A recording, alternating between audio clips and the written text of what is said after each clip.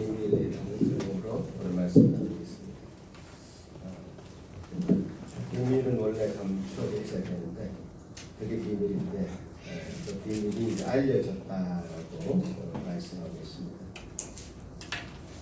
그 비밀의 내용은 우리가 지난주에 나눴던 말씀이죠. 우리는 그리스도 안에서 그의 은혜의 풍성함을 따라 그의 피로 말미암아 속량 곧 죄 사함을 받았다. 주님이 우리를 구원하셨다는 그 내용은 그 비밀의 내용이었습니다. 그래서 그 비밀이 우리에게 알려진 그 경로는 지혜와 총명으로 그 비밀이 우리에게 알려졌다라고 말씀하고 있고, 제가 오늘 지금 8절부터 10절까지 조금 복잡한 말씀이어서 조금 요약을 하고 있습니다. 그 비밀이 어떻게 알려졌냐? 지혜와 총명을 우리에게 주셨기 때문에 알려주셨고, 그 비밀이 목적하고 있는 바, 비밀이 가르치고 있는 바, 비밀이 어떻게 그 뜻을 이룰 것인가는 10절 말씀, 하늘에 있는 것이나 땅에 있는 것이 다 그리스도 안에서 통일되게 하려 하십니다. 이렇게 결론 맺고 있습니다. 그러니까 오늘 말씀 나눌 것은 굉장히 명확해졌습니다. 첫 번째로는 왜 이 풍성하게 이미 드러난 내용을 비밀이라고 하시는가에 대해서 나눌 것이고요. 두 번째는 그 비밀을 알게 된 지혜와 총명에 대해서 나눌 것이며, 마지막은 비밀이 목적하는 바 예수 그리스도 안에서 만물이 통일되게 될 것이다 라고 하는 그 내용을 나누게 될 것입니다. 지난주에 우리는 집에 오신 손님들과 함께 마피아 게임을 했습니다. 혹시 잘 모르시죠? 고지서님 아십니까? 나중에 한번 수련회나 같은데 가면 한번 해봤으면 좋겠습니다만은, 마피아 게임은 기본적으로 마피아라는 사람들이 있고요. 그 사람들은 비밀을 아는 사람들이고, 서로가 마피아인 것을 아는 사람들이죠. 근데 마피아를 대항하는 사람들은 시민이라고 그러는데, 그 시민들은 그 비밀을 모르는 사람들입니다. 서로가 누군지 몰라요. 그래서 어떤 시민을 마피아로 오해해서 죽음을 당할 수도 있고 뭐 그런 상황입니다. 그러니까 이 마피아 게임 그렇게 셋업이 되어 있습니다. 비밀을 아는 그룹과 비밀을 모르는 그룹, 이렇게 셋업이 되어서 출발하는데요. 굉장히 심리적인 그런 게임인 것 같습니다. 이 비밀을 알고 있는 마피아가 그 게임에서 굉장히 유리합니다. 비밀을 알고 있기 때문에 서로 눈을 떠가지고 마피아가 누군지 서로를 알기 때문에 게임에서 굉장히 유리한 포즈를 점령하게 됩니다. 예수님께서도 이 복음의 비밀에 대해서 말씀하실 때, 그 복음의 비밀을 아는 그룹과 복음의 비밀을 모르는 그룹이 있다, 이렇게 말씀을 하셨습니다. 마태복음 13장에 보시면 제자들이 예수께 나와 이르되 어찌하여 그들에게 비유로 말씀하시나이까 라고 제자들이 물었습니다. 예수님 어떻게 대답하셨냐 하면 천국의 비밀을 아는 것이 너희에게는 허락되었으나 그들에게는 아니 되었다. 천국의 비밀을 아는 것이 너희들에게는 허락되었으나 저들에게는 아니 되었기 때문에 예수님은 비유로 말씀하신다, 이렇게 설명합니다. 이제 알듯 말듯 아리송하죠. 예수님께서 우리를 위해서 행하신 일, 우리를 위해서 당신을 버리신 일, 즉 속량, 그것이 이제 비밀의 내용인데, 그 일은 참으로 영어로 이제 말하자면 미스터리합니다. 비밀인 것이죠. 어떻게 그런 일이 우리에게 혹은 나에게 일어날 수 있는가? 알 수가 없는 미스터리한 일이 해프한 것입니다. 근데 예수님의 말씀은 그 비밀을 아는 것이 어떤 그룹에게는 허락되었다라고 하셨고 또 다른 그룹에게는 허락되지 않았다라고 말씀하십니다. 14절 15절 이렇게 이어서 얘기하십니다. 너희가 듣기는 들어도 깨닫지 못할 것이요 보기는 보아도 알지 못하리라. 이 백성의 마음이 완악하여져서 그 귀로 듣기에 둔하고 눈은 감았으니 이는 눈으로 보고 귀로 듣고 마음으로 깨달아 돌이켜 내게 고침을 받을까 두려워함이라 하셨느니라. 그 비밀을 아는 것이 허락되지 않은 그룹에게는 듣기는 들어도 깨닫지 못하게 되고 보기는 보아도 알지 못하는 그 마음이 완악해져서 그 귀에 듣기에 둔하고 눈은 감았다 이렇게 표현하고 있습니다. 그러나 이런 말씀을 하시면서 예수님이 의도하시는 바는 말씀이 방점을 찍고 있는 바는 너 비밀 모르지 양 모르지 이런 뉘앙스가 아니라 비밀을 알게 되고 보게 된 것은 큰 하나님의 복이다라고 하는데 방점이 찍히고 있죠. 그래서 16절에 이렇게 말씀하십니다. 같이 한번 읽어보겠습니다. 시작. 그러나 16절 없습니까? 여기 없군요. 그러나 너희 눈은 봄으로 너희 귀는 들음으로 복이 있도다. 너희 눈은 봄으로 너희 귀는 들음으로 복이 있도다. 복음이 선포되었을 때 그것이 들려지고 보게 되는 것은 정말 하나님의 크신 은혜고 신령한 복이다라는 말씀입니다. 많은 선지자들이 또 의인들이 우리가 보고 싶어하는 것을 보고자 해도 보지 못했고 듣고 싶었으나 듣지 못했다. 그러나 그것을 우리가 알게 되고 믿게 된 것은 큰 복이죠. 큰 복.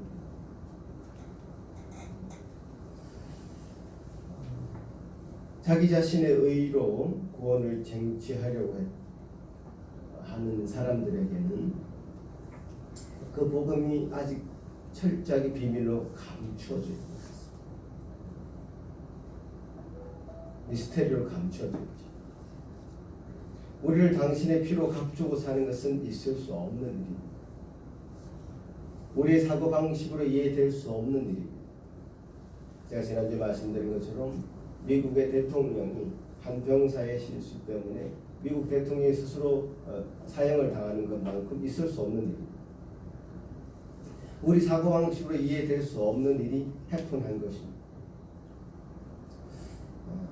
저도 구원을 쟁취해내는 것이 아니라 선물로 받는다는 그 개념, 그것을 받아들이는데 많은 세월이 걸렸습니다.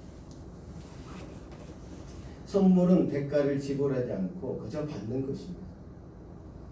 근데 왜 내게 선물을 주시지? 대가 없이 받는 것에 저는 익숙하지 않았습니다.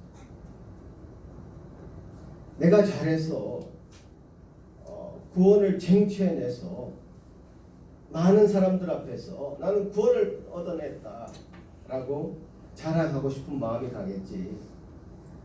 그저 누구나 다 얻는 것에 나도 그 사람들과 파묻혀서 난 얻었다 이렇게 말하고 싶지 않았던 거죠. 하나님 앞에도 당당하게 나는 구원을 얻기에 합당한 사람이라고 인정받고 싶어 했지, 하나님 앞에 스스로 세리처럼 나를 불쌍히 여기십시오 이렇게 기도하지 못했던 사람이 바로 저였습니다. 나는 다른 사람과 차원이 다른 구원을 얻었다라고 간증하고 싶어 했지, 다른 사람과 똑같은 대회를 서고 싶지 않았습니다. 그래서 구원 얻은 자의 그 표를 갖고 싶었습니다. 고등학교 때 이제 수련회를 가게 되는데요. 그때 수련회 가면 마지막 날은 흔히 밤새도록 기도를 합니다. 저는 그때 정말 답답했습니다. 왜냐하면 다른 사람은 다 방언으로 기도하고 울부짖으면서 기도하고 뭔가 하나님 앞에 깊은 교제를 갖는 것처럼 보였습니다. 나도 저거 갖고 싶다고 부르짖었습니다. 목이 터져라 외쳤습니다. 목이 다 쉬고 더 이상 소리를 낼 수 없게 되자 속에서 구토 같은 것이 올라왔어요. 급기야 쓰러지고 막 매달렸습니다.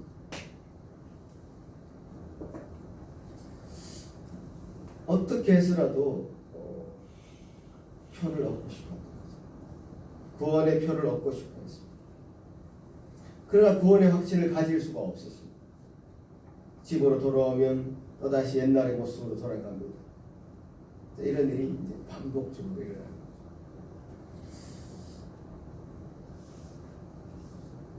우리 대학 동문회 선배님이 오셔가지고 지금 과거에 많이 돌아보는 그 좋은 기회를 가졌는데요. 어느 시점인지는 모르겠습니다. 사실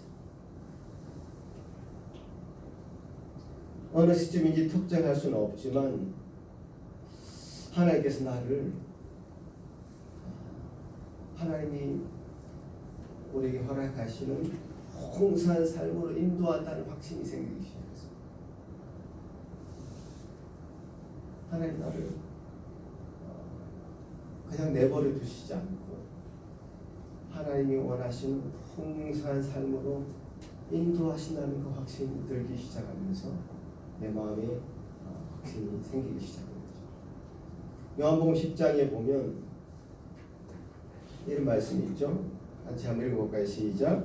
도둑이 오는 것은 도둑지 않고 죽이고 멸망시키려는 것뿐이요 내가 온 것은 양으로 생명을 얻게 하고 풍성히 얻게 하는 것이다.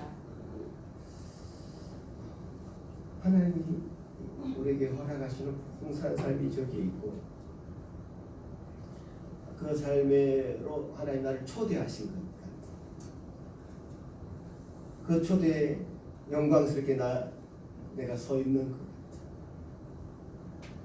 그런 마음이 강하게 내 삶을 지배하고 있었습니다. 오늘 이 에베소서의 말씀에서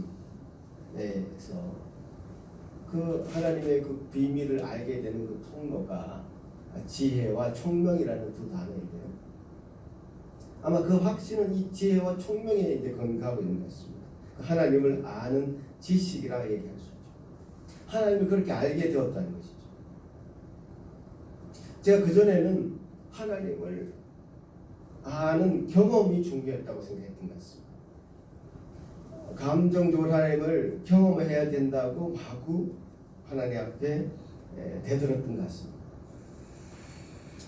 방언이라도 줘야지 뭔가 신유의 은사가 있어서 죽은 사람이 병든 사람이 벌떡벌떡 일어나고 낫는 그런 경험을 내가 좀 해봐야지 내가 구원을 받았다라고 하는 것을 확신할 수 있지 않을 것인가라고 스스로 생각했던 것이죠.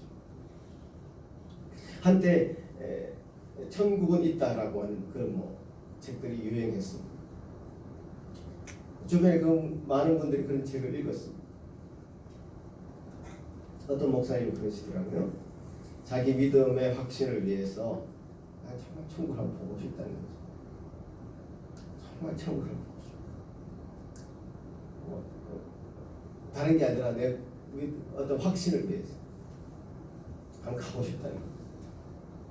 그러면서 그 책을 열심히 읽으시면서 천국을 사모하게 됩니다. 이렇게 얘기를 하더라고요. 저도 과거에 꼭 그런 모습이었다는 거예요. 그 정도의 신앙은 참으로 감정적이고 경험적인 차원에서 머무는 것이죠. 예수님께서 도마에게 하신 말씀, 본고로 믿느냐 보지 않고 믿는 자가 복되다고 하신 말씀을 어떤 면에서 정면으로 위배한 그런 말씀이죠. 그런데 경험해 보지 못했는데 어떻게 구원 얻는 믿음을 가지게 되었는가 했을 때 그때 사용할 수 있는 용어가 바로 이 지혜와 총명인 것이죠. 하나님이 우리에게 지혜와 총명을 주신 것입니다. 그래서 이 복음의 비밀을 알 수 있도록 해주신 것입니다. 그래서 사도 바울은 에베소 교회에게 이 편지를 쓰면서 에베소 교회에 이 에베소서를 쓰면서 그들을 위해서 기도하기를 이렇게 기도합니다.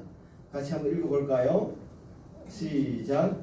우리 주 예수 그리스도의 하나님 영광의 아버지께서 지혜와 계시의 영을 너희에게 주사 하나님을 알게 하시고 너희 마음의 눈을 밝히사 너희로 알게 하시기를 구합니다. 중간 생략이 좀 됐습니다. 지혜와 계시의 영을 주어서 하나님을 알게 하시고 마음의 눈을 밝혀서 하나님이 구원하신 그 내용들을 알게 하시기를 구합니다. 우리 믿음에 있어서 하나님을 알게 되는 많이 대한 지식이 사실 성경에서 굉장히 많이 강조됨에도 불구하고 자꾸 경험적인 차원에서 하나님을 알려고 하는 것에 자꾸 머무르고 있습니다. 요한복음 17장에서도 예수님은 제자들을 위해서 대제사적인 기도를 하셨습니다. 같이 한번 읽어볼까요? 시작. 영생은 곧 유일하신 참 하나님과 그가 보내신 예수 그리스도를 아는 것입니다. 제자들을 위해서 기도하시면서 하나님을 아는 것, 예수 그리스도를 아는 것이 영생입니다. 호세아 선지자도 이스라엘 백성들 향해서 이렇게 외쳤습니다. 내 백성이 지식이 없음으로 망한다. 내가 지식을 버렸으니 나도 너를 버린다. 그러면서 6장에 이렇게 외칩니다. 그러므로 우리가 여호와를 알자 힘써 여호와를 알자라고 힘차게 외칩니다. 기독교 신앙은 사랑, 은혜 이런 단어들을 사용할 때 여러분은 그걸 사랑이라는 것도 좀 감정적으로 느끼게 되는 경향이 있습니다. 은혜, 내 마음에 따라서 좌지우지되는 어떤 것 이렇게 정의하는 경향이 있습니다. 그러나 그렇지 않습니다. 하나님을 공성히 알 때 하나님을 아는 지식에 우리의 신앙은 기반되어 있다는 사실이죠. 좀 더 우리 성경을 찾아보면 로마서 10장 같이 한번 읽어보겠습니다. 시작. 형제들아 내 마음에 원하는 바와 하나님께 구하는 바는 이스라엘을 위하니 곧 그들로 구원을 받게 함이라. 내가 증언하노니 그들이 하나님께 열심히 있으나 올바른 지식을 따른 것이 아니니라. 하나님의 의를 모르고 자기의 의를 세우려고 하면서 하나님의 의에 복종하지 아니하였느니라. 이 말씀에 따르자면 하나님의 의보다는 자기의 의를 세우기 위해서 우리 본성은 의도적으로 하나님의 의를 따르지 않는다.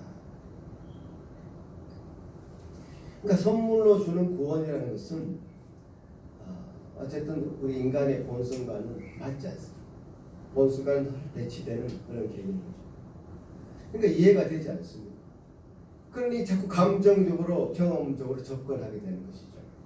구원의 확신을 가지려고 어떤 것을 보고 싶고 만지고 싶고 듣고 싶고 그런 것이죠. 그러니까 지금 에베소서에서 지혜와 총명으로 하나님의 그 비밀을 알게 된다 했을 때의 그 지혜와 총명은 하나님을 제대로 아는 것을 의미합니다. 하나님을 하나님으로 알게 되는 것. 그러니까 우리의 사고 체계에 하나님을 끌어들이는 것이 아니라 우리의 사고 체계를 뛰어넘는 하나님을 하나님으로 받아들이는 것. 이것이 지혜와 총명이죠. 이 세상의 지식과는 다른 것이죠. 이 세상의 지식은 과학적인 것에 기반되어 있습니다. 그러니까 과학적인 기반으로 하나님을 나는 세모의 그릇을 가지고 있는데, 그럼 하나님도 내 세모의 모양대로 맞춰서 하나님을 이해하려고 하죠. 그것은 이 세상의 지식이죠. 그러나 지혜와 총명이라는 것은 하나님을 하나님으로 인정하는 것이죠. 내 사고 체계를 뛰어넘는 하나님을 하나님으로 받아들이는 것입니다. 내 자신의 경험의 수준에서 하나님을 끌어들이는 것이 아닙니다.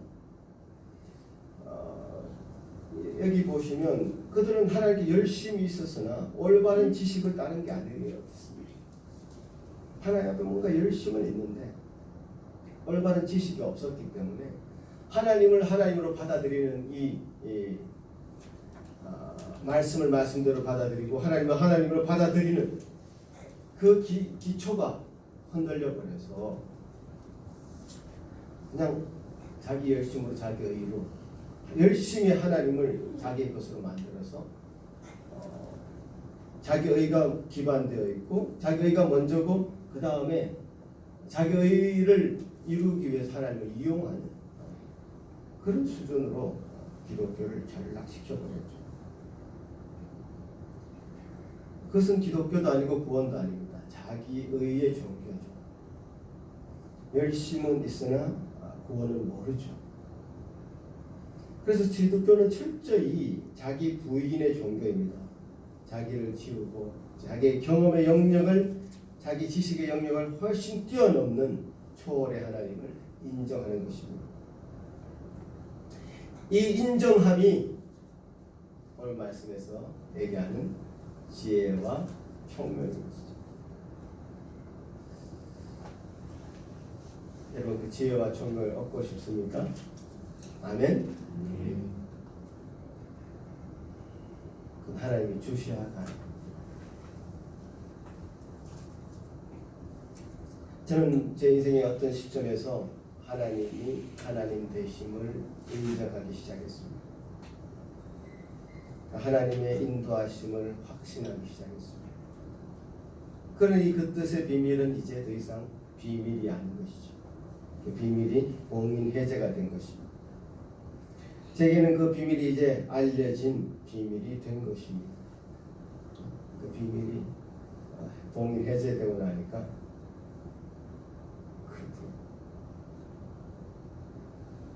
나를 향하신 하나님의 놀라우신 계획이 태초부터 창세전부터 이미 계획되어 있습니다. 그것을 알게 하신 하나님 놀라우신 은혜에 저는 감격할 수밖에 없었고 하나님께 감사할 수밖에 없었던 것이죠. 오늘 말씀은 또 그 비밀이 지향하는 목적하는 바를 분명하게 밝히고 있습니다. 예수 그리스도께서 우리를 구원하셔서 구원하신 것이 그것이 비밀인데 그 구원의 그 목적은 모든 만물이 예수 그리스도 안에서 다 통일되게 되는 것. 그것이 구원이 그 비밀이 목적하는 바다 이렇게 말씀하고 있습니다. 저도 세상의 정치에 대해서 적잖이 관심을 가지고 있습니다만은 그렇다고 해서 이쪽이 옳다 저쪽이 나쁘다 이렇게 일방적으로 말하고 싶지는 않습니다. 세상의 정치는 사실 다 나쁜 것입니다. 그래도 어느 한쪽을 투표를 해서 뽑아야 한다면 조금 덜 나쁜 쪽을 뽑아야 되는 것이죠. 지금 벌어지는 세상의 정치를 보면 사실 완전 약육강식의 논리가 그대로 이 세상의 정치에도 적용되고 있는 것 같습니다. 약육강식. 힘이 있는 자가 강한 자가 약한 자를 잡아먹는 이 동물의 세계와도 비슷하고 이렇게 다 물고 뜯으면 다 같이 망하게 될 것입니다. 인류 공생이 아니라 인류 공멸로 가게 될 것입니다. 이 세상은 결국 망하게 될 것입니다. 예수 그리스도 안에서 이 모든 것은 통일될 것이다. 그 영어식 표현을 하자면 예수님이 이 세상의 머리가 될 것이다. 예수님이 이 세상의 머리가 될 것이다. 이 약속의 말씀입니다. 그래서 이 세속 세상의 정치 이야기를 하면서 필요 이상으로 흥분하는 것은 좀 의심하게 됩니다. 이 모든 것이 다 예수 그리스도 안에서 통일될 것이라고 하는, 예수 그리스도께서 머리가 되실 것이라는 것을 과연 믿는가라는 의문점을 가지게 되죠. 조금 유연해질 필요가 있고 여유가 있어질 필요가 있습니다. 이 세상은 어쨌든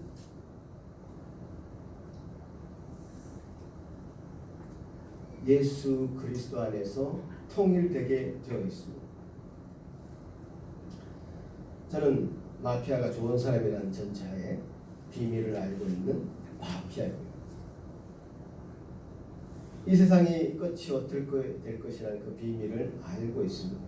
그러니 세상이 두렵지 않습니다. 세상의 권력이 무섭지 않습니다. 이 고백은 사도 바울의 고백이기도 하고 또 저의 고백이기도 하지만 이 비밀을 아는 모든 그리스도인이 가져야 될 고백인 것입니다. 비밀을 알고 있는 사람은 한결 여유를 가질 수 있습니다. 웬만해서는 화를 내지 않습니다. 구원을 소유한 기쁨과 감사가 있습니다. 세상의 끝에 결국 그리스도가 승리할 것을 아는 여유가 있습니다.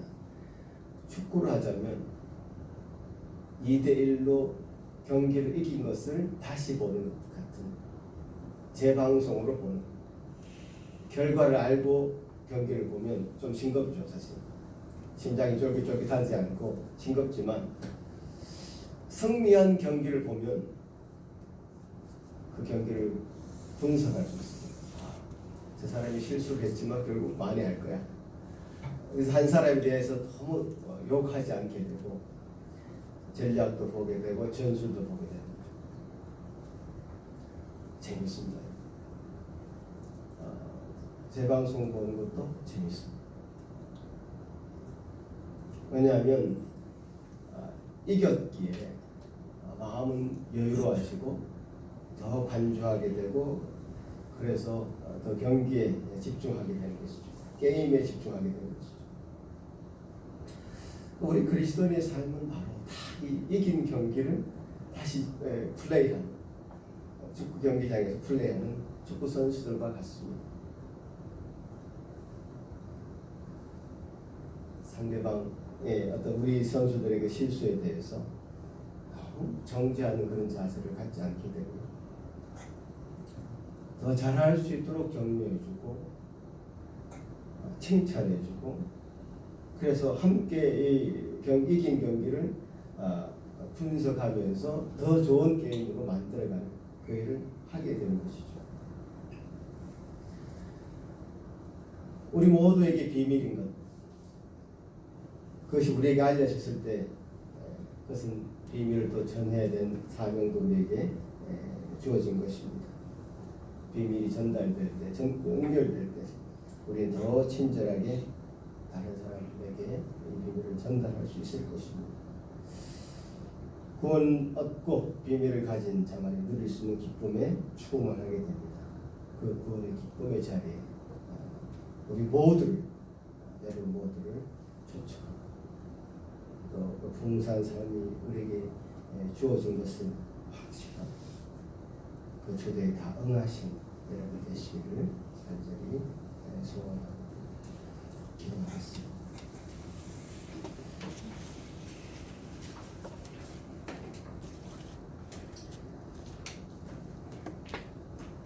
고마우신 주님, 우리가 무엇이 간데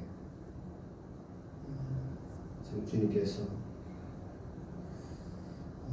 그 비밀을 알게 하시는 지혜와 총명을 허락하시고 하나님을 하나님으로 인정하게 하시고 우리 삶을 드릴 수 있도록 하셨나이까. 주님, 이 시간 우리 마음의 무릎을 꿇고 주님을 우리 마음의 주인으로 모십니다. 주님께서 우리 삶을 인도해 가실 수 있도록 주님께 우리 모든 주인의 자리를 내려놓습니다. 주여 도와주셔서 주님이 이 모든 어지러운 삶에 방향을 잡아주시고 그래서 우리를 그 풍성한 삶으로 인도해 가실 것을 믿고 확신합니다. 주여 도와주시옵소서.